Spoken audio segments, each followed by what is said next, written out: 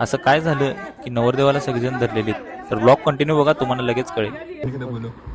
शुभ्या इडी जरा कुठं आहेस तू? शूट करून वैताग आलता आणि सगळी पडलेलीत, कोण उठायला नाही म्हणालता. शिब्याला तेवढ्यासाठी फॅन लावायला बोलवून घेतला. त्यानंतर संध्याकाळी जरा सनसेटला आलतो आणि बाहेर कशी पाखरं फिरायला बघा. ही रात्री संगीत संध्या होती, त्यामुळे सगळं डेकोरेशन त्यांना आवरलेलं. आम्ही पण एमटी शॉट घ्यायसाठी आलेलो आणि ही मुलगी मात्र सगळ्यांना दमवते बघा.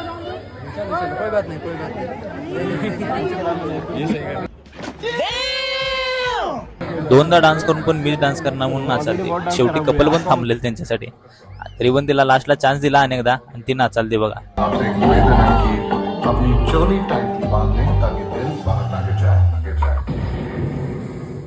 आणि प्रत्येक वेडिंग मध्ये कोणतरी एनर्जेटिक मेंबर असतोय आणि या वेडिंगचं आमचं हे मामा होतं बघा. त्यांच्या वयालाही लाजवल असं ते डान्स करत होते. आणि त्याच्या अपोजिट आमचा यश शुभ्या. सगळं संगीत संध्यावराला 12:30 वाजलेलं. बॅकअप पण चालू झालं तिकडे आमचं, कारण सकाळी पण लवकर उठायचं होतं शूटला. सकाळी लवकर उठून आम्हाला गेटिंग रेडी घ्यायची होती. आम्ही ग्रूमची गेटिंग रेडी घेत होतो, दुसरी टीम टाईटची घेत होती. शेवटी थोड्या वेळानं बरात चालू झाली. बरातला जरा लेट केलता, माणसं काय ऐकण्यात झालते.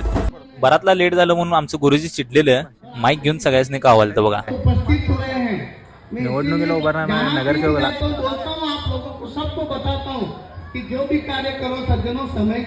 विधी वगैरे झालं आणि मेन कार्यक्रम असते म्हणजे ते बूट पळवायचं.